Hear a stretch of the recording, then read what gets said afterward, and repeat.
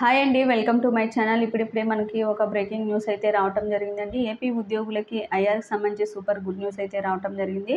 పూర్తి వివరాలైతే వీడియోలో తెలుసుకుందాం. మీరైతే వీడియోని ఎక్కడా కూడా స్కిప్ చేయకుండా ఎండ్ వరకు అయితే చూసేయండి.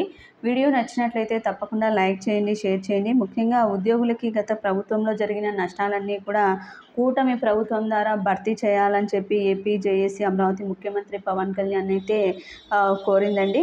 జేఏసీ అమరావతి చైర్మన్ బొప్పరాజు గారు, సెక్రటరీ జనరల్ దామోదరరావు గారు తదితరులు మంగళవారం మంగళగిరిలోని జనసేన కార్యాలయంలో ఉప ముఖ్యమంత్రి క్యాంపు కార్యాలయంలో పవన్ కళ్యాణ్ అయితే కలిసి వినతి పత్రం కూడా సమర్పించారండి.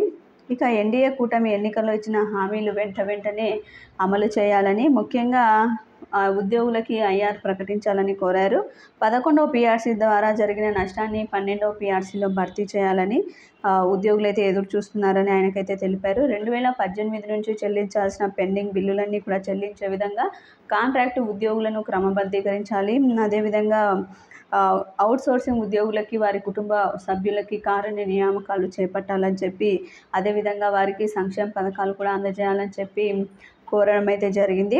ఇక ఖచ్చితంగా ఈహెచ్ఎస్ ద్వారా ఉద్యోగులకి క్యాష్లెస్ ట్రీట్మెంట్ కూడా అందించాలని, దీనికి సంబంధించి అన్నీ కూడా పవన్ కళ్యాణ్ గారు సానుకూలంగా అయితే ఈ సమస్యలన్నీ కూడా వినటం జరిగింది. అయితే ఈ సమస్యలన్నింటినీ కూడా ఒకేసారి పరిష్కరించాలంటే పరిష్కరించలేము కాబట్టి ఖచ్చితంగా సమయం అయితే పడుతుంది. విడతల వారీగా బకాయిలన్నీ విడుదల చేస్తాము. అదేవిధంగా ఐఆర్ ప్రకటన అయితే ఖచ్చితంగా జూలై నెలలో అయితే ఉంటుంది.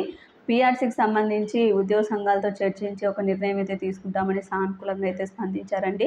ఇది ఇప్పటి వరకు ఉన్నటువంటి లేటెస్ట్ అప్డేట్. ఇక ఉద్యోగులు 30% ఐఆర్ తగ్గకుండా ప్రకటించాలని ఎదురు చూస్తున్నారు ప్రభుత్వానికి సంబంధించి. మీకు వీడియో నచ్చినట్లయితే తప్పకుండా లైక్ చేయండి, షేర్ చేయండి. Thank you for watching.